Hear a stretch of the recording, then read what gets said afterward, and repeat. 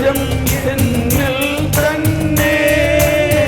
പിതാവിനോട് കൂടെ പുത്രനോട് കൂടെ സ്വർഗരാജ്യം എന്നിൽ തന്നെ.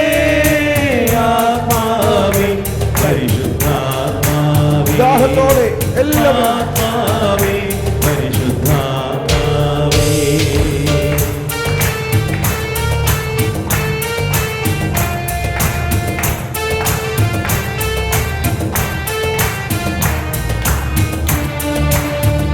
പരദാനങ്ങൾ നമ്മളിൽ തുറക്കണം. പരദാനങ്ങൾ നമ്മിൽ അഭിഷേകമാകണം. ദൈവസ്നേഹം എന്നിൽ ചൊരിഞ്ഞപ്പോൾ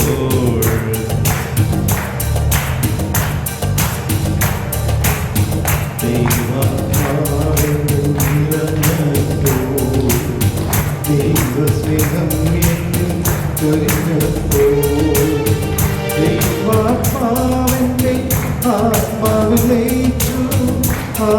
പിതാവിനു ഞാൻ വിളിച്ചു. ദൈവാത്മാവിന്റെ ആത്മാവിൽ ലയിച്ചു. പിതാവെന്ന് ഞാൻ വിളിച്ചു. ആത്മാവേ പരിശുദ്ധാത്മാവേ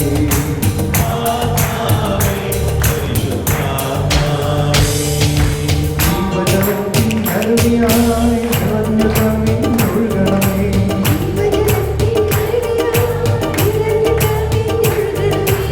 ജീവജലത്തിൻ അരുവിയായി നിറഞ്ഞ കവിഞ്ഞൊഴുകണമേ.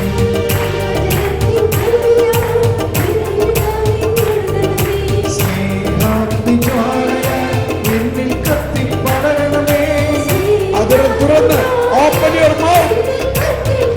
ശബ്ദമുയർത്തി ജീവജലത്തിൻ അരുവിയായി നിറഞ്ഞു കവിഞ്ഞൊഴുകണമേ.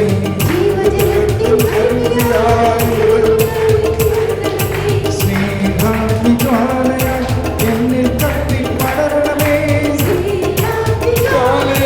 എന്നിൽ കത്തിപ്പടരണമേ. ജീവജലത്തിൻ അരുവിയായി നിറഞ്ഞു കവിഞ്ഞൊഴുകണമേ.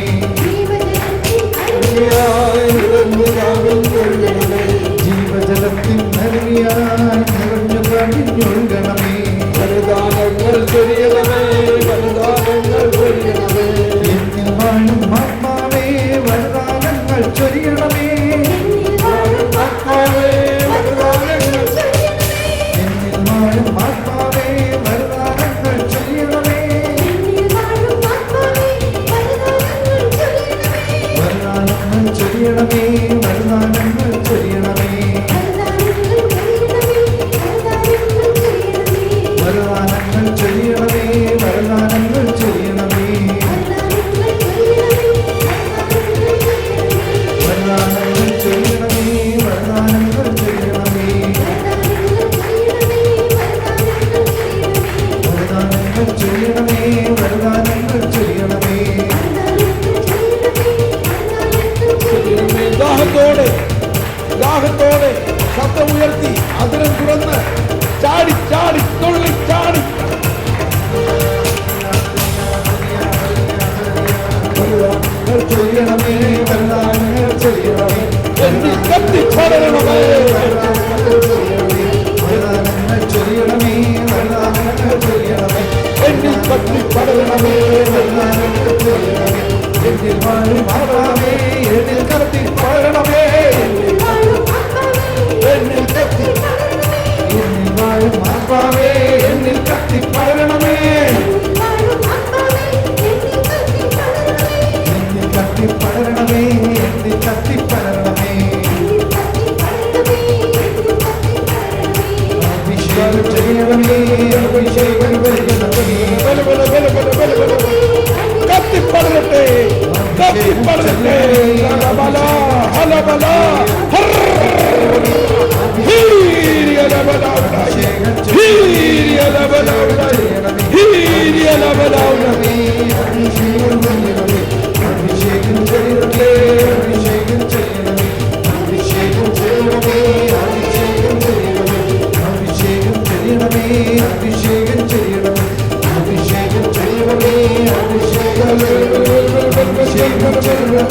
അഭിഷേകം അഭിഷേകം ചെയ്യണമേ അഭിഷേകം ചെയ്യണമേ അഭിഷേകം ചെയ്യണമേ അഭിഷേകം ചെയ്യണമേ ഹല്ലേലൂയ ഹല്ലേലൂയ ഹല്ലേലൂയ ഹല്ലേലൂയ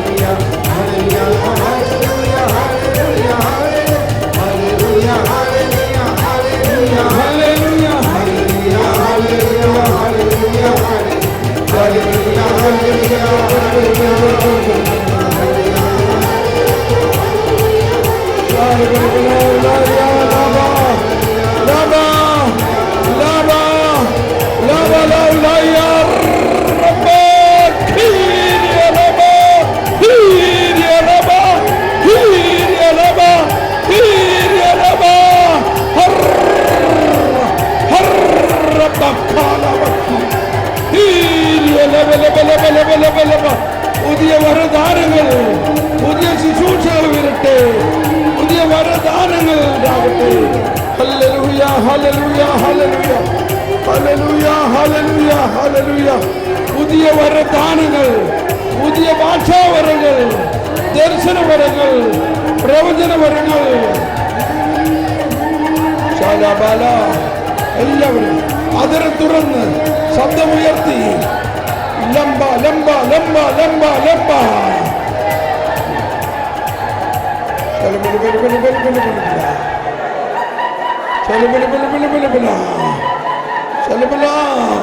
അഭിഷേകം, ശക്തമായ അഭിഷേകം, അത്ഭുത സിദ്ധികൾ, അത്ഭുത സിദ്ധികൾ എല്ലാവരിലും.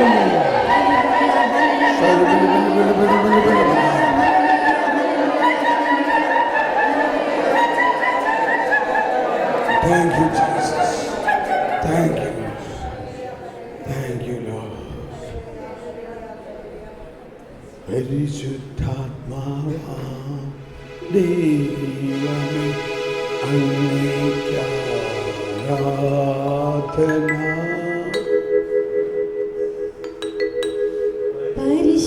പരിശുദ്ധാത്മാവാം ദൈവമേ അങ്ങേക്ക്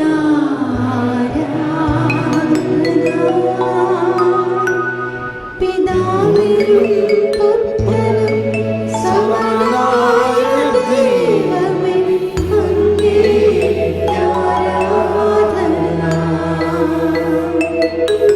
പിതാവിന്റെയും പുത്രന്റെയും സ്നേഹമേ അങ്ങേക്ക്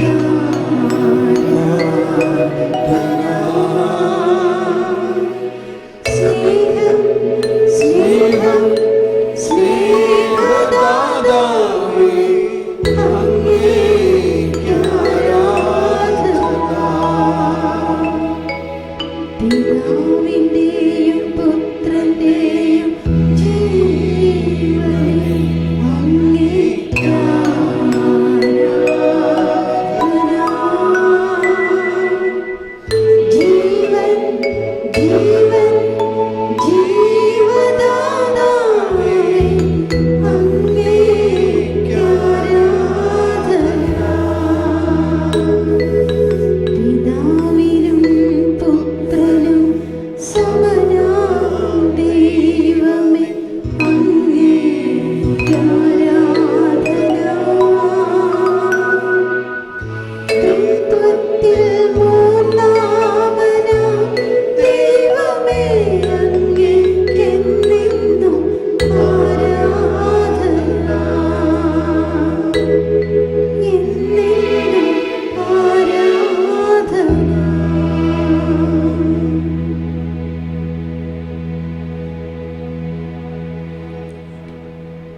നമുക്കിരിക്കാം.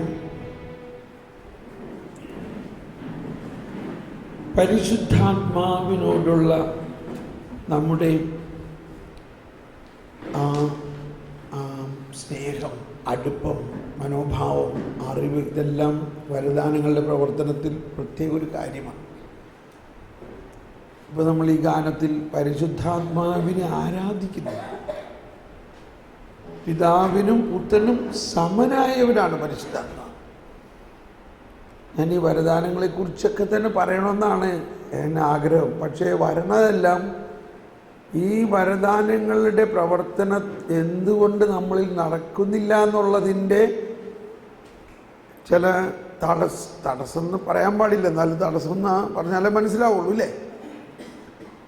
ഇപ്പോൾ ചിലർ വിശ്വസിക്കുകയാണ്. അപ്പം ഇങ്ങനെയുള്ള ചില സൂപ്പർസ്റ്റീഷ്യസ് അന്ധവിശ്വാസങ്ങൾ നമ്മളിൽ കുറേ ഉണ്ട്. അതൊന്നും സഭയുടെ പ്രബോധനങ്ങളിൽ അടിസ്ഥാനത്തിൽ, സഭയുടെ പ്രബോധനങ്ങളിൽ അന്ധവിശ്വാസമില്ലല്ലോ. ഉദാഹരണത്തിന് ഒരാളിങ്ങനെ പറയാണ്, നിങ്ങൾ പാപം ചെയ്താൽ പരിശുദ്ധാത്മാവ് നിങ്ങളെ വിട്ടു പോകുമെന്നറിഞ്ഞൂടെ? വിട്ടുപോകൂലേ? പോകോ? ഉണ്ടോ? വിട്ടുപോകോ? അതാണ് നമ്മൾ ഇങ്ങനെ വിചാരിക്കുന്നത് പലരും. അപ്പം പിന്നെ ആ പരിശുദ്ധാത്മാവാണോ പാപമാണോ വലുത് പറയും. മനുഷ്യൻ പാപം ചെയ്താൽ പരിശുദ്ധാത്മാവ് വിട്ടുപോകും എന്നാണ് നമ്മൾ വിശ്വസിക്കുന്നതെങ്കിൽ എന്താണ് നമ്മുടെ വിശ്വാസ പ്രമാണത്തിൽ പറഞ്ഞത്? പരിശുദ്ധാത്മാവ് ദൈവമാണ്. ആരാണ് പരിശുദ്ധാത്മാവ്? ദൈവമാണ്. ദൈവം എങ്ങനെ നമ്മളെ വിട്ടുപോണേ?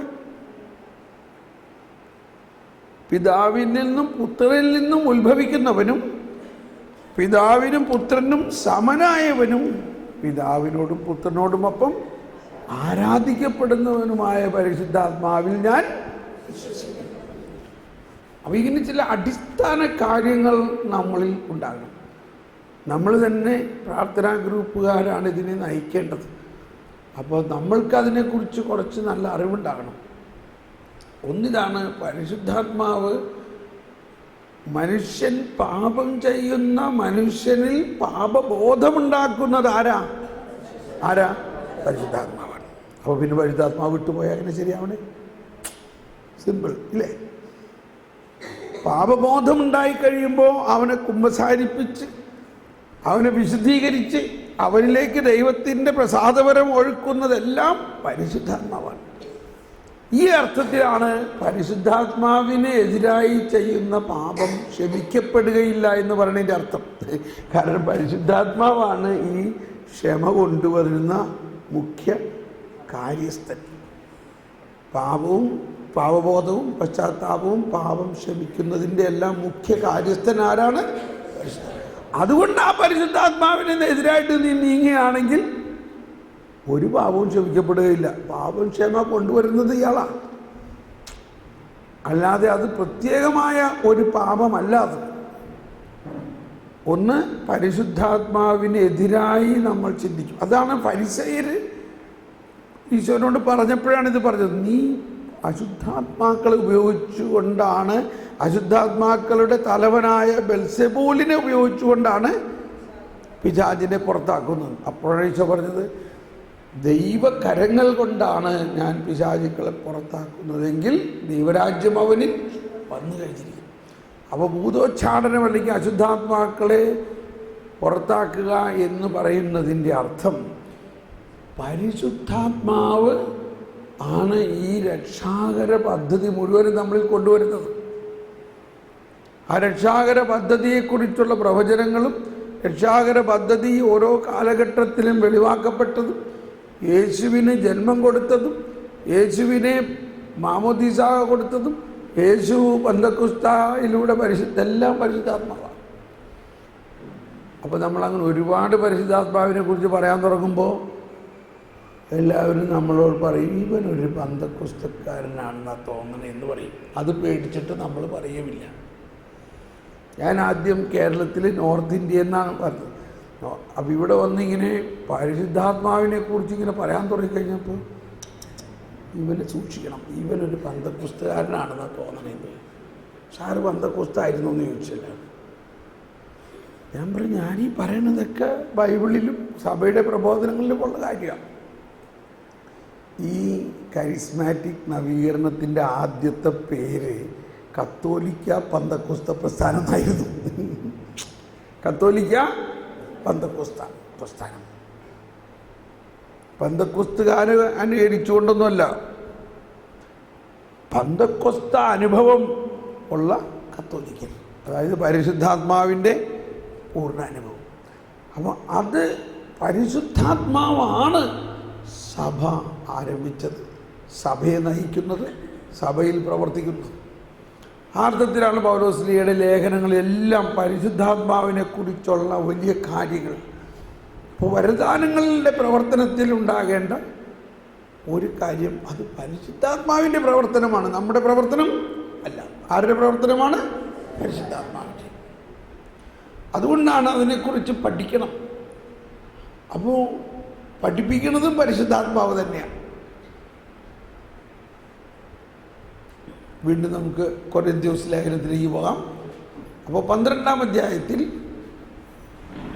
5 മുതലുള്ള വചനം നമുക്കൊന്ന് വായിക്കാം. 1 കൊരിന്ത്യസ് 12:5 മുതലുള്ള വചനങ്ങളിൽ പ്രവൃത്തികളിൽ വൈവിധ്യം, ശുശ്രൂഷകളിൽ വൈവിധ്യമുണ്ടെങ്കിലും കർത്താവ് ഒന്ന് തന്നെ. അതാണ്, ശുശ്രൂഷകളിൽ വൈവിധ്യമുണ്ടെങ്കിലും കർത്താവ് ഒന്ന് തന്നെ. പ്രവൃത്തികളിൽ വൈവിധ്യമുണ്ടെങ്കിലും വൈവിധ്യമുണ്ടെങ്കിലും എല്ലാവർക്കും എല്ലാറ്റിലും പ്രചോദനം നൽകുന്ന ദൈവം ഒന്ന് തന്നെ. അപ്പോൾ ശുശ്രൂഷകളിൽ വൈവിധ്യം, പലതരത്തിലുള്ള ശുശ്രൂഷകളുണ്ട്. പക്ഷെ ഇതെല്ലാം ഒരേ പരിശുദ്ധാത്മാവിൻ്റെ പ്രവർത്തനമാണ്. പല വരങ്ങളുണ്ട്, ഭാഷാവരം, എല്ലാം ഒരേ പരിശുദ്ധാത്മാവിൻ്റെ പ്രവർത്തനമാണ്. അങ്ങനെ ഒരു വിശാല ഹൃദയം നമുക്കുണ്ടാകണം. പരിശുദ്ധാത്മാവ് എല്ലാവരിലും പ്രവർത്തിക്കുന്നു. ഇപ്പോൾ നമ്മുടെ നവീകരണത്തിൽ ഇപ്പോൾ ഈ അച്ഛന്മാരും നായിക്കാമ്പ്രംലച്ചനും പനക്കലച്ചനും ഇവരെല്ലാം നമ്മൾ ഏറ്റവും സാധാരണ ആൾക്കാരെ കൂടെ കൊണ്ടു നടന്ന് ശുശ്രൂഷയിൽ വളർത്തിയില്ലേ? എന്തുകൊണ്ടാണ്? അത്രയ്ക്ക് പരിശുദ്ധാത്മാവിൻ്റെ ഒരു വിശാലതയാണ് മനസ്സിലാക്കുന്നത്. ഇതാണ് സഭയിൽ ഉള്ളത്. അപ്പോൾ നമ്മൾക്കുണ്ടാകേണ്ട ഒരു മനോഭാവം, പരിശുദ്ധാത്മാവ് ഒരു ജനറസ് സ്പിരിറ്റാണ്. അതുകൊണ്ട് എന്നിൽ തീർച്ചയായിട്ടും പരിശുദ്ധാത്മാവ് പ്രവർത്തിക്കുന്നു. നമ്മൾ ഓരോരുത്തരിലും പ്രവർത്തിക്കുന്നു. പ്രത്യേകിച്ച് നമ്മൾ പാവപ്പെട്ടവരും പാപികളും ആണെങ്കിൽ നന്നായി പ്രവർത്തിക്കും എന്ന് വിചാരിച്ച് ഉടനെ പാപം ചെയ്യണമെന്നില്ല. നമുക്ക് മനോഭാവമാണ് പറയുന്നത്. നമ്മൾ ചിലർക്ക് ആ ആൾ സൂക്ഷിക്കണം കേട്ടോ, അങ്ങേരെ നമ്മുടെ ഗ്രൂപ്പിൽ ചേർക്കേണ്ട, കാരണം അങ്ങേരെക്കുറിച്ച് ഒരുപാട് കംപ്ലൈൻറ്റുകൾ കേട്ടിട്ടുള്ളതാണ്. അതുകൊണ്ട് നമുക്ക് പതുക്കനെ ഒഴിവാക്കാം. ഫാരസി നമ്പർ 1 ഇല്ലേ? പൗലോസിന് ക്രിസ്ത്യാനികളെ, സഭയെ പീഡിപ്പിച്ചിരുന്ന പൗലോസിനെയാണ് കർത്താവ് വലിയ അപ്പസ്തോലനാക്കി തിരഞ്ഞെടുത്തിട്ട് അനന്യാസിനോട് പറഞ്ഞു, നീ പോയിട്ട് ഇങ്ങനെ താർശീസിൽ നിന്നുള്ളൊരു സാവുൾ അവനെ അഭിഷേകം ചെയ്യാൻ പറ്റും. ഈ താർശീസുകാരൻ സാവുളോ? അവൻ നമ്മുടെ ആളുകളെ പീഡിപ്പിച്ച് കൊല്ലാൻ കൊണ്ടുപോകണവനെ ഞാൻ എങ്ങനെ അഭിഷേകം ചെയ്യണത്? കണ്ടോ? അപ്പോൾ അനന്യാസിൻ്റെ മനോഭാവം കണ്ടോ? കർത്താവ് വീണ്ടും അനന്യാസിനോട് പറഞ്ഞു, ഞാനാണ് പറയണത്, നീ വേഗം ചെല്ല്.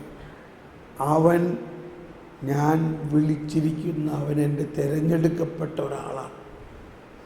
പക്ഷെ ഇപ്പോൾ ചെയ്തുകൊണ്ട് നടക്കണം എന്താ? ഇന്ന പരിപാടികളാണ്, നമുക്കെതിരെ പാറ വയ്ക്കണം. കർത്താവിന് അതൊന്നൊരു പ്രശ്നമൊന്നുമില്ല. അതാണ് കരുണയെന്ന് പറയണം. അങ്ങനെ സാവൂളിൻ്റെ വീട്ടിലേക്ക് അനന്യാസ് ചെന്നിട്ട് അനന്യാസ് ആദ്യം എന്താ പറഞ്ഞത്? അനന്യാസ് പറഞ്ഞു, അനന്യാസ് സാവൂളിൻ്റെ തലയിൽ കൈവച്ച് പ്രാർത്ഥിച്ചിട്ട് എന്ത് പറഞ്ഞതെന്നറിയാമോ? എൻ്റെ സഹോദരനായ സാവൂളെ. കണ്ടോ മനോഭാവം മാറിയുണ്ടോ? കണ്ടോ? ഇപ്പോഴും വീണ്ടും ഈ വരദാനങ്ങളിലേക്ക് പോണില്ലല്ലോ, മനോഭാവത്തിലേക്കാണ് പോണത്. പറഞ്ഞ് മനസ്സിലാവണ്ടോ? ഡയറക്റ്റ് വരദാനങ്ങളിലേക്ക് പോകണമെന്നുള്ളതാണ് എൻ്റെ ആഗ്രഹം. പക്ഷേ തിരികെ കറങ്ങി വരുന്നത് നമ്മളിൻ്റെ മനോഭാവത്തിനൊരു മാറ്റമുണ്ടാകുമ്പോഴാണ് വരങ്ങൾ കൂടുതൽ. അപ്പോൾ ഈ അനന്യാസ് തന്നെ എന്നിട്ട് പറഞ്ഞത് ഇതാണ്. അനന്യാസിനോട് കർത്താവ് പറഞ്ഞു, നീ പോയി ചെയ്യ്. അപ്പോൾ കർത്താവിനെ സംബന്ധിച്ച് സഭയെ പീഡിപ്പിച്ചിരുന്ന സാവൂളിനെ ഒരു അപ്പസ്തോലനാക്കാൻ ഉള്ള വിളിയുണ്ടായിരുന്നു. അതുകൊണ്ട് നമ്മളിൽ വരങ്ങൾ പ്രവർത്തിക്കുന്നതിന് ആവശ്യമായ ഒരു മനോഭാവം മറ്റ് വരങ്ങൾ പ്രവർത്തിക്കുന്നവരെല്ലാം സ്വീകരിക്കുക. അപ്പോൾ നമ്മൾ ആരെ സ്വീകരിക്കുന്നത്? വരദാനങ്ങളുടെ പ്രവർത്തനത്തെ സ്വീകരിക്കുന്നു. തുറവി, നമുക്ക് വലിയൊരു തുറവി ഉണ്ടാകും. ഞാൻ പണ്ട് ആദ്യം ഇവിടെയൊക്കെ വന്ന സമയത്ത് ഭാഷാപരത്തെക്കുറിച്ചൊക്കെയുള്ള ക്ലാസ് എടുക്കും. അപ്പോൾ ഒരു ചേച്ചി പറഞ്ഞു, അയ്യോ എനിക്ക് വേണ്ട ഭാഷാപരം, എനിക്ക് ഒട്ടും ഇഷ്ടമില്ല അത്, എനിക്ക് വേറെ എന്തെങ്കിലും വരം കിട്ടിയാൽ മതി എന്ന് പറഞ്ഞു. എനിക്ക് ചലവലവല എന്ന് പറയാൻ പറ്റില്ല. മനുഷ്യനറിയാവുന്ന എന്തോരം ഭാഷയുണ്ട്, അതുകൊണ്ട് പ്രാർത്ഥിച്ചൂടെ? ഞാൻ പറഞ്ഞു, അയ്യോ അങ്ങനെയൊക്കെ പറയല്ലേ. ഭാഷാപരം എന്ന് പറയണത് കർത്താവ് പരിശുദ്ധാത്മാവ് പ്രാർത്ഥിക്കുന്നതാണ്. പേടിപ്പെടുത്താൻ പറയുമെന്നല്ല കേട്ടോ. അത് കഴിഞ്ഞ് പ്രാർത്ഥിക്കണ നേരത്ത് ഈ ചേച്ചിക്ക് ഭയങ്കര ഭാഷാപരം കിട്ടിയിട്ട് അതിൻ്റെ നാവിങ്ങനെ നാവിങ്ങനെ കുറേ ഇങ്ങനെ പുറത്തേക്ക് വന്നു. എല്ലാവരും പേടിച്ചു. അങ്ങനെ പേടിക്കൊന്നും വേണ്ട, ഇച്ചിരി കഴിയുമ്പോൾ അകത്തേക്ക് പോയിക്കോളും. എന്നിട്ട് അത് കഴിഞ്ഞ് സമാധാനമാക്കിയിട്ട് ഞാൻ തലയിൽ കൈവച്ച് പ്രാർത്ഥിച്ചപ്പോൾ ആ ഭാഗത്തേക്ക് പോയി. ഇതിപ്പോൾ നമ്മൾക്കൊരു ബോധ്യം തരാൻ വേണ്ടിയിട്ടായിരിക്കേ. നമ്മൾ ഭാഷാപരം ചെറിയ വരമാണെങ്കിലും ഭാഷാപരമാണ് മറ്റെല്ലാ വരങ്ങളിലേക്കുമുള്ള ഒരു ഗേറ്റ് വേ എന്നാണ് പറയണത്. വരങ്ങൾ ദൈവം മുൻകൂട്ടി തന്നെ നമുക്ക് തന്നിരിക്കുന്നതാണ്. നമ്മൾ ഇപ്പോൾ ഇങ്ങനെ ചോദിച്ച് മേടിക്കുന്നു എന്ന് വിചാരിക്കേണ്ട, ഇത് നമുക്ക് തന്നിരിക്കും. ഇപ്പം ഈ പൗലോസ് അപ്പോസ്തലൻ പിന്നീട് കാലത്ത് പറയണത് എന്താ? എന്നെ അമ്മയുടെ ഗർഭത്തിൽ വെച്ച് തന്നെ കർത്താവിൻ്റെ അപ്പോസ്തലനായിട്ട് വിളിച്ചെന്നാണ് പറയണേ. എന്നിട്ട് ഇത്രയും നാൾ എന്താ ചെയ്തുകൊണ്ട് നടന്നത് എന്ന മാതിരിയാണ് നമ്മൾ ഓരോരുത്തരും. നമ്മളെല്ലാവരും ദൈവം വിളിച്ചിട്ടുണ്ട്. അതിന് വിളിക്കനുസരിച്ചുള്ള വരങ്ങൾ നമ്മളിലുണ്ട്. പക്ഷെ നമ്മൾക്കതിനെക്കുറിച്ചുള്ള അറിവും അവബോധവും ഉണ്ടാകും. അപ്പോൾ ആ അവബോധം നമ്മൾ അയ്യോ ഇതൊന്നും എനിക്ക് വേണ്ട, രോഗികളെ സുഖപ്പെടും, മരിച്ചവരെയൊക്കെ ഉയർപ്പിക്കാനുള്ള വരം എനിക്ക് കിട്ടുമോ? തീർച്ചയായിട്ടും ആരും ആഗ്രഹിക്കുന്നുണ്ടാവില്ലായിരിക്കും. വേണ്ട, അതൊന്നും വേണ്ട.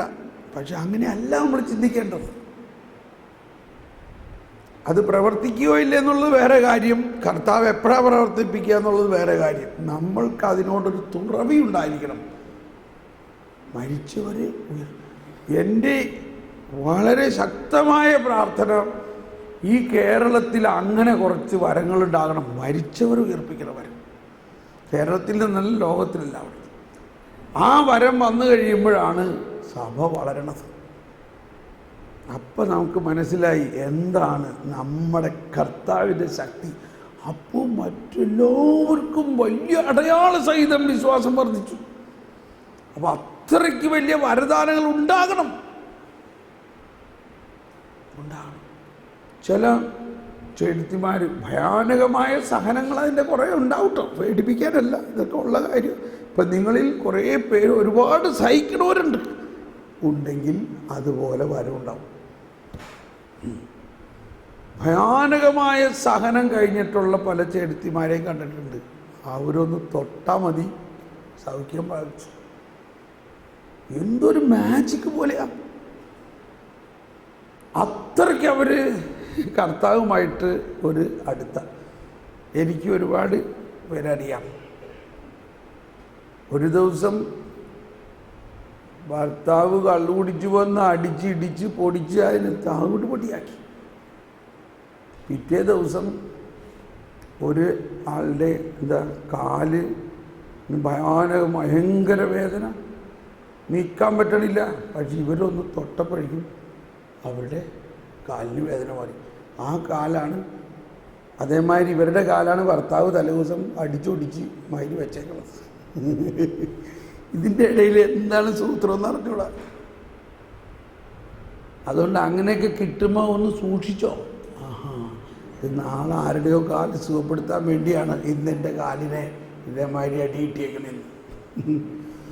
ഇതൊക്കെ ചിലവർ ഫോൺ വിളിച്ച് പറയുവേ. അവരിങ്ങനെ വിളിച്ച് പറയണം, എൻ്റെ ബ്രദറെ ഒരു നല്ല കാര്യവും പറയാനുണ്ട്, ഒരു ചീത്ത കാര്യവും പറയാനുണ്ട്. ഇന്നലെ ഭർത്താവ് കള്ളുപിടിച്ച് വന്ന് എന്നെ ശരിക്കും അടിച്ച് എൻ്റെ കാല് ഓടിച്ച മാതിരിയായി. പക്ഷേ പിറ്റേ ദിവസം ഇന്ന് ഇതേ ഒരു ചെടുത്തി വന്നേക്കണം, അതിന് കാല് അനക്കാൻ പറ്റണില്ല. ഞാൻ അതിന് തൊട്ടപ്പോഴേക്കും കാലിൽ സുഖം.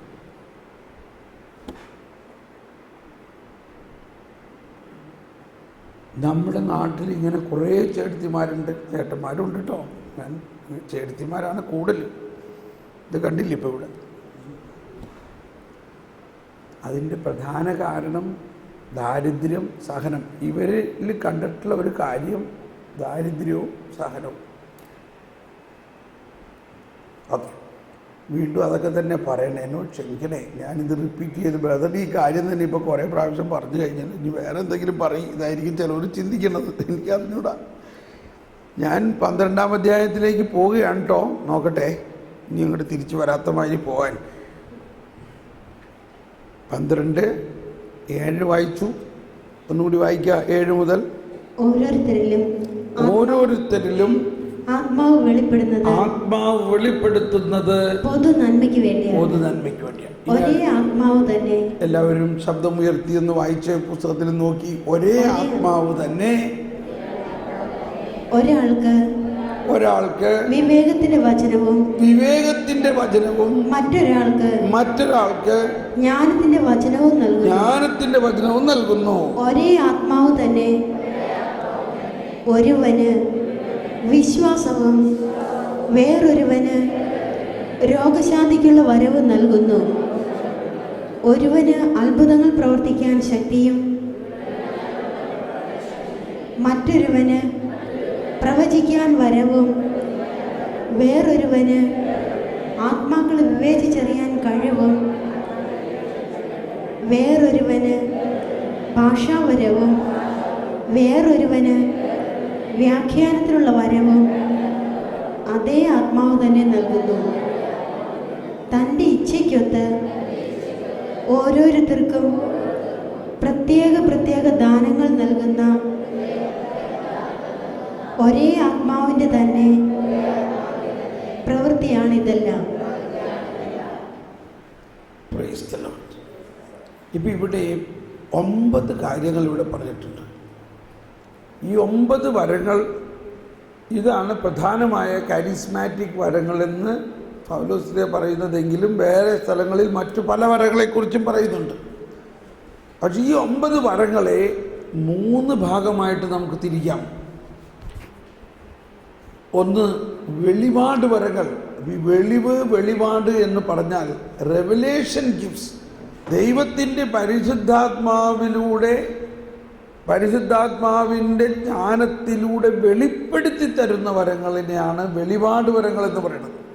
അതാണ് വിവേകത്തിൻ്റെ വചനം, അല്ലെങ്കിൽ ജ്ഞാനത്തിൻ്റെ വചനം, വിവേകത്തിൻ്റെ വചനം, ആത്മാക്കളെ വിവേചിച്ചറിയുന്ന വരം. ഇത് 3 വെളിപാട് വരങ്ങളിൽപ്പെടാം. എന്തെല്ലാമാണ്? ജ്ഞാനത്തിൻ്റെ വചനം, വിവേകത്തിൻ്റെ വചനം, ആത്മാക്കളെ വിവേചിച്ചറിയുന്ന. ഇത് പറയണതിൻ്റെ ചുരുക്കം ദർശനവരങ്ങൾ. ദർശനവരങ്ങൾ എന്ന് പറഞ്ഞാൽ, ഇപ്പോൾ ഞാൻ പറഞ്ഞു ഇന്നലെ, ദർശനം കാണുന്നു. ഒരു കാര്യത്തിന് വേണ്ടി പ്രാർത്ഥിക്കുമ്പോൾ ഒരു ദർശനം കാണുന്നു, ഒരു ചിത്രം, അതിലൊരു സൂചന നമുക്ക് കിട്ടുന്നു. പക്ഷേ ആ വരം പൂർണ്ണമായിട്ടില്ല. അത് ജ്ഞാനത്തിൻ്റെ വചനം എന്നോ പറയാം. വേർഡ് ഓഫ് നോളജ്, ആ സാഹചര്യത്തെക്കുറിച്ചുള്ളൊരു അറിവ്. ഇത് എന്താണ് അതിലൂടെ പരിശുദ്ധാത്മാവ് നമുക്ക് വെളിപ്പെടുത്തി തരുന്നത്? ഇപ്പോൾ ഇങ്ങനെ പ്രാർത്ഥിച്ചുകൊണ്ടിരിക്കുമ്പോൾ ഇന്ത്യയുടെ, ഭാരതത്തിൻ്റെ മാപ്പ് കാണുന്നു. അതിൻ്റെ മുകളിൽ കാർമേഘം കാണുന്നു. വലുതും മനസ്സിലായോ? ഒന്നും അനുമാനിക്കരുത്. ഇപ്പോൾ ഒന്നും നമ്മുടെ ബുദ്ധി കൊണ്ട് ചിന്തിക്കരുത്. അടുത്ത വരം എന്താണ്? വിവേകത്തിൻ്റെ വചനം എന്ന് പറയുന്നത് ഈ അടയാളത്തിലൂടെ, ഈ ചിത്രത്തിലൂടെ പരിശുദ്ധാത്മാവ് എന്താണ് നമ്മൾക്ക് വെളിപ്പെടുത്തി തരുന്നതെന്ന് മനസ്സിലാക്കണം. വെളിപ്പെടുത്തി തരുന്നത് അതിനു വേണ്ടി ചോദിക്കണം.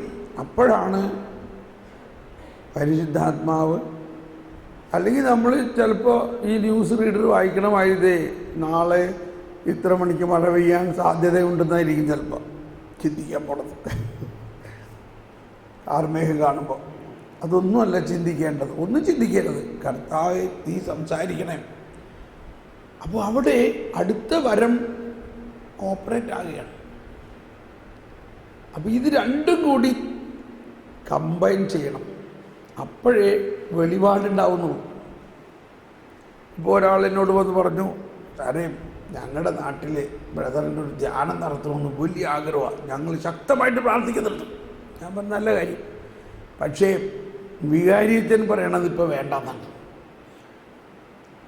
ഞങ്ങൾ വീണ്ടും പ്രാർത്ഥിച്ചപ്പോൾ ഞങ്ങൾക്ക് ഇങ്ങനെ 2 പടി കാണിച്ചു തന്നു, 2 പടി ഇങ്ങനെ ക്രോസ് ചെയ്തിട്ട്.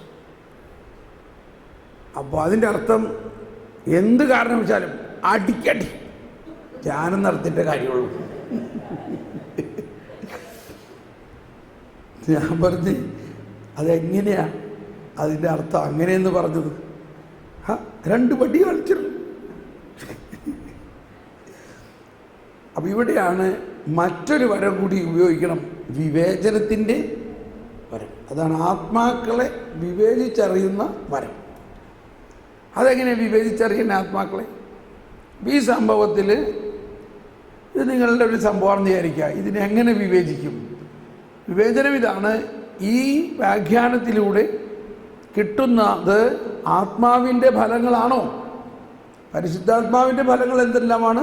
സ്നേഹം, ശാന്തി, ആനന്ദം, ക്ഷമ, ദയ. അപ്പോൾ സമാധാനം വരുന്നുണ്ടോ ഇത് കാണുമ്പോൾ? അടിക്കടി അടിച്ചുകൊണ്ട് സമാധാനം ഉണ്ടാവുമോ? അപ്പോൾ നമ്മൾക്ക് കിട്ടുന്ന ആ വ്യാഖ്യാനത്തിലൂടെ പരിശുദ്ധാത്മാവിൻ്റെ ഫലങ്ങൾ പുറപ്പെടുന്നുണ്ടെങ്കിൽ മാത്രമേ അത് പരിശുദ്ധാത്മാവിൽ നിന്നുള്ള വ്യാഖ്യാനമാകുള്ളൂ. അപ്പോൾ ഞാൻ പറഞ്ഞു, സ്നേഹിത, നമ്മൾ ഈ പറയണത് പരിശുദ്ധാത്മാവിൻ്റെ വ്യാഖ്യാനമല്ല. ഇത് നിങ്ങളുടെ ആവേശം കൊണ്ട് നമുക്ക് എങ്ങനെയെങ്കിലും ധ്യാനം നടത്തണം, വികാരിയച്ഛൻ എതിര് നിന്നാലും നമ്മൾ നടത്തണം എന്ന് ഉള്ള തീഷ്ണത വേണ്ട.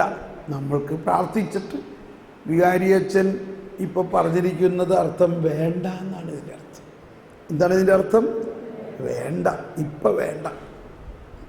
സാവധാനം പ്രാർത്ഥിക്കുമ്പോൾ അച്ഛൻ പിന്നീട് അതിന് സമയമാകുമ്പോൾ സമയത്തിന് എന്നാൽ ശരി, താങ്ക് യു. അപ്പം നമ്മളുടെ തീഷ്ണത മൂലം ചിലപ്പോഴൊക്കെ നമ്മൾക്ക് തെറ്റായ വ്യാഖ്യാനങ്ങളിലേക്ക് പോകാൻ സാധ്യതയുണ്ട്. അപ്പം വരങ്ങൾ ഉപയോഗിക്കുമ്പോൾ പരിശുദ്ധാത്മാവ് ഈ വരങ്ങളെല്ലാം നമുക്ക് തന്നിട്ടുണ്ട്. അതേസമയം ഇതിനെ ഒരു കോമ്പിനേഷൻ, ഒരു വരം മറ്റേ വരവും കൂടി ചേർത്ത് ഉപയോഗിക്കണം. അപ്പോൾ വെളിപാട് വരങ്ങളിൽ ഈ 3 ചേരണം. 1 കാണുന്ന ദർശനം, 2 അതിന് പരിശുദ്ധാത്മാവിലുള്ള വ്യാഖ്യാനം, 3 അതിൻ്റെ വിവേചനം. ഇത് കൈവക്കി യേശുവേ സ്തോത്രം, ഹല്ലേലൂയ, ഹല്ലേലൂയ. ഇപ്പോൾ മനസ്സിലായോ? അതാണ് വെളിപാട് വരങ്ങൾ എന്ന് പറയുന്നത്.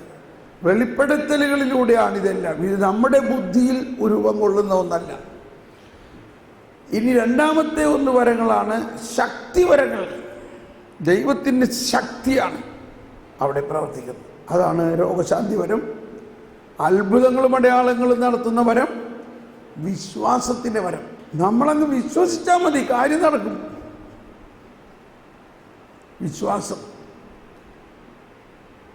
മർത്ത പറഞ്ഞു, കർത്താവേ ഇപ്പോൾ ചീഞ്ഞ് നാറുന്നുണ്ട്, 4-ാം ദിവസമാണ്.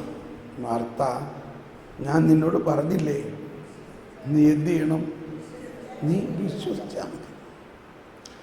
ഈ വരമാണ് നമുക്ക് ഏറ്റവും കൂടുതൽ ആവശ്യം. നമ്മളങ്ങ് വിശ്വസിക്കുമ്പോൾ കാര്യം നടക്കണമെന്ന് നമ്മൾ പ്രാർത്ഥിക്കണേ ഇല്ല. നമ്മൾ പ്രാർത്ഥിക്കണമെന്ന് പോലും പറയുന്നില്ല.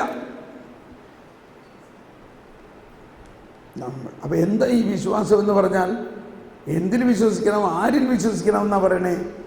നിനക്കൊരു കടുക് മണിയോളം വിശ്വാസമുണ്ടെങ്കിൽ ഈ മലയോട് ഇവിടെ നിന്ന് മാറി അവിടെ പോകുക എന്ന് പറഞ്ഞാൽ അത് സംഭവിക്കും. ഒരിക്കലൊരു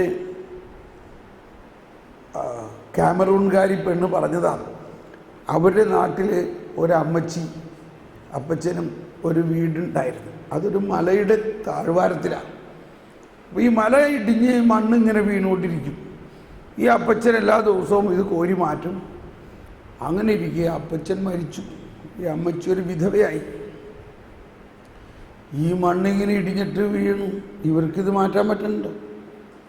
ആരും ഇവരെ സഹായിക്കാനില്ല. അപ്പോൾ ഈ വിധവയായ അമ്മച്ചി പള്ളിയിലിരുന്ന് ഉച്ചത്തിൽ പ്രാർത്ഥിച്ചു, എൻ്റെ കർത്താവേ, എനിക്ക് വയ്യ, നീ പറഞ്ഞിട്ടുള്ളതാണല്ലോ മലയോട് മാറാൻ പറഞ്ഞാൽ മാറും. എൻ്റെ വീടിൻ്റെ പുറകുവശത്തുള്ള ആ മല ഒന്ന് മാറ്റിത്തായോ. ഇത് കേട്ടപ്പോൾ പള്ളിയിലിരിക്കുന്ന ആളുകൾക്കൊക്കെ ഇത് തോന്നി, ഇത് അമ്മച്ചിക്ക് എന്തോ കുഴപ്പമായി. അപ്പച്ചൻ മരിച്ചത് കൊണ്ട് അമ്മച്ചിയുടെ ഒറ്റ പ്രാർത്ഥനയുള്ളൂ, നീയാണ് പറഞ്ഞേക്കണത് മല മാറുന്നു.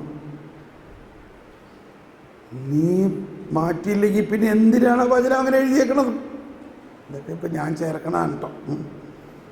അമ്മച്ചിയുടെ ഉള്ളിൽ എന്താണ്? നീ പറഞ്ഞിട്ടുണ്ട്. അമ്മച്ചിക്ക് നല്ല വിശ്വാസമാണ്. നീ പറഞ്ഞിട്ടുണ്ട്, വിശ്വാസത്തോടെ പ്രാർത്ഥിച്ചാൽ മല മാറും.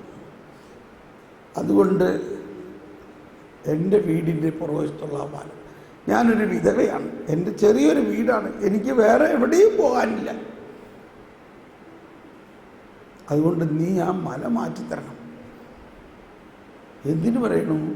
അങ്ങനെ ഇരിക്കെ ആ നാട്ടിലെ മുനിസിപ്പാലിറ്റിക്ക് ഒരു പാർക്കുണ്ടാക്കാനായിട്ട് വിജനമായ ഒരു സ്ഥലം അവർ കണ്ടുപിടിച്ചത് മുഴുവനും ചെളിയാണിപ്പോൾ, ചെളിക്കുഴിയാണ്. പക്ഷേ അതാണ് പാർക്കിന് പറ്റിയ സ്ഥലം ആ പ്രദേശത്ത്. അപ്പോൾ ഇനി എന്ത് ചെയ്യണം? അതിനെ മണ്ണിട്ട് നിറയ്ക്കണം. അതിന് പാർക്കിന് പറ്റിയ മണ്ണ് എവിടെ കിട്ടും? സാധാരണ മണ്ണിട്ടാൽ പോരാ. അവിടെ അങ്ങനെ സോയിൽ ഇൻവെസ്റ്റിഗേഷൻകാരെ ഏൽപ്പിച്ചു, നിങ്ങൾ കണ്ടുപിടിക്കും.